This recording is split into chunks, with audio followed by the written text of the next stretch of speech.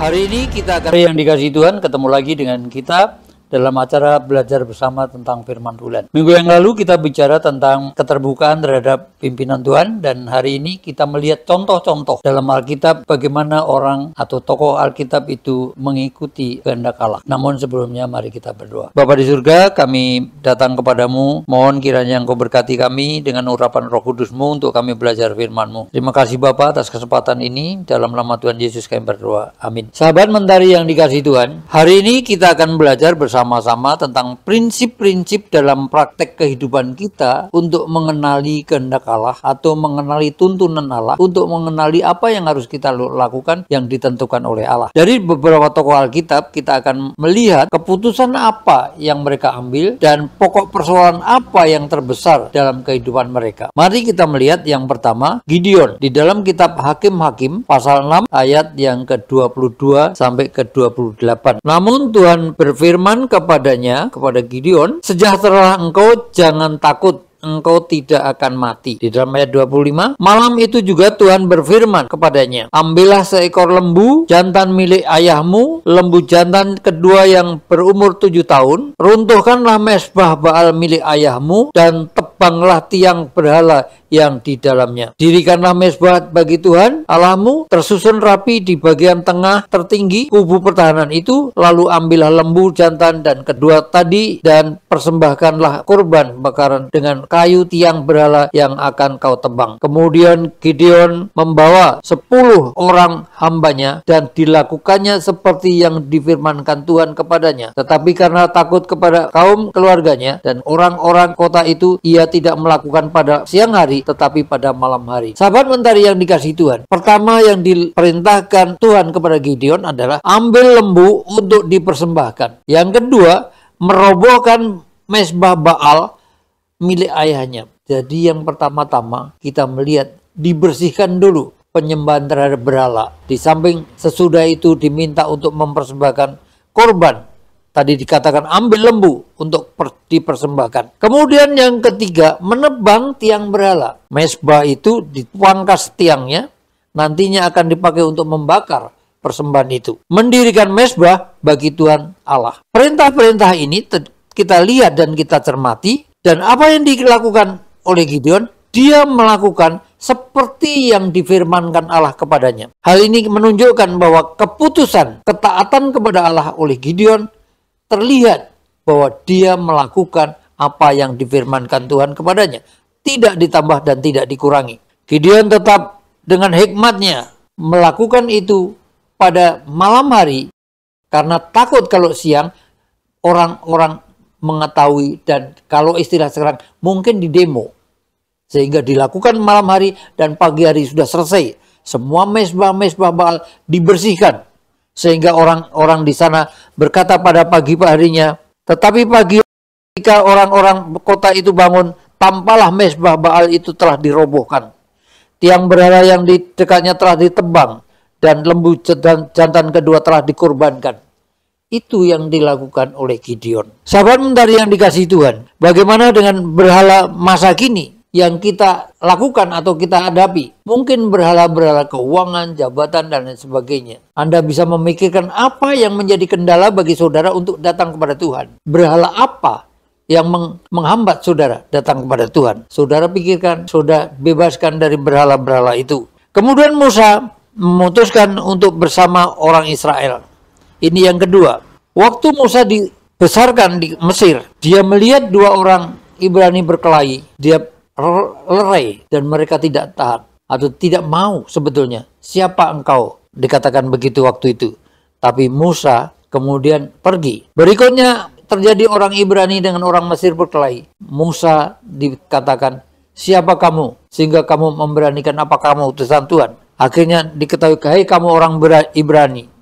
Musa ketakutan dan lari. Musa membebaskan dirinya untuk bersama umat Israel lebih daripada dia tinggal menikmati kenikmatan di kerajaan. Artinya, saudara dan saya perlu mengutamakan Tuhan, menyembah Allah, mentaati Allah, daripada mengikuti orang Mesir, mengikuti Fir'aun, dan lain sebagainya. Sahabat mentari yang dikasihi Tuhan, Musa lebih suka bersama dengan umat Allah dan meninggalkan kesenangannya yang dari dosa.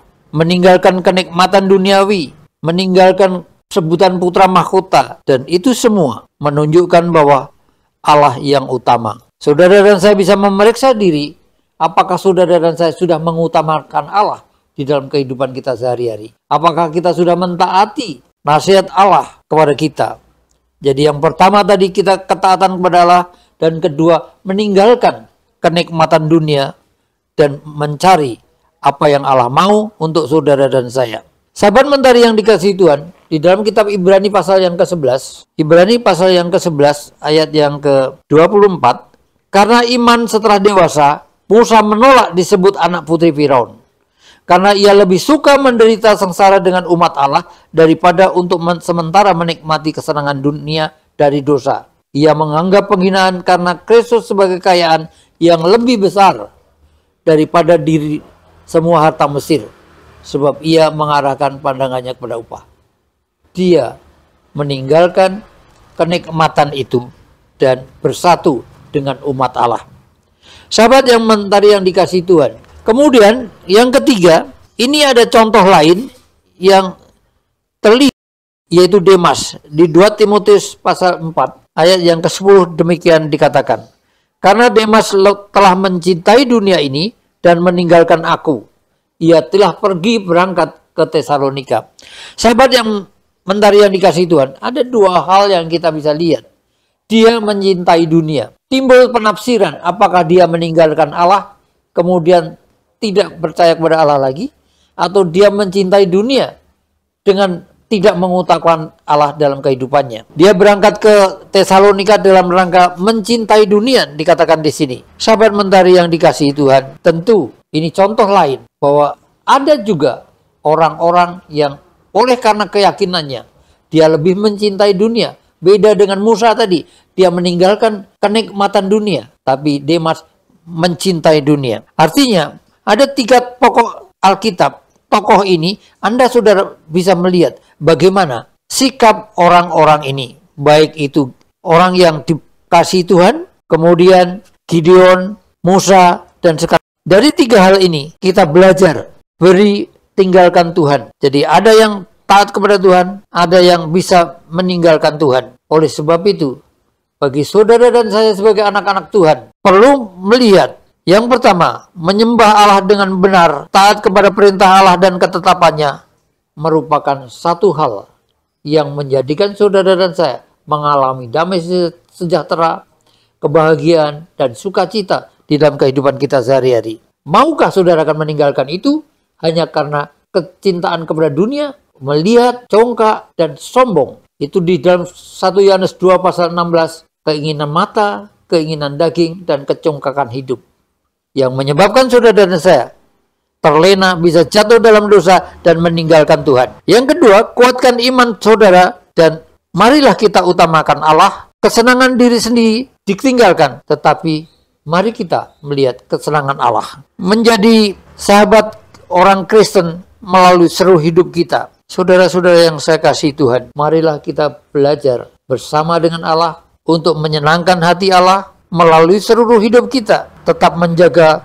kerendahan hati kita, tetap menjaga kekudusan kita, tetap menjaga ketaatan kita kepada Allah, dan tetap terbuka terhadap pimpinan Allah. Teruslah melatih diri di dalam kehidupan kita sebagai murid Kristus dengan mempertahankan waktu bersekutu dengan Tuhan tiap-tiap hari untuk menjadikan saudara dan saya sebagai murid Kristus yang benar, yang mampu mengeluarkan buah.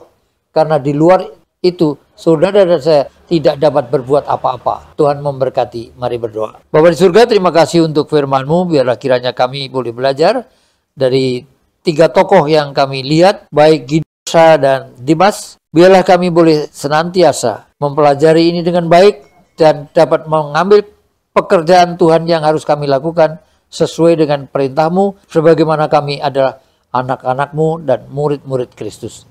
Terpujilah nama Bapa, dalam Yesus kami berdoa. Amin.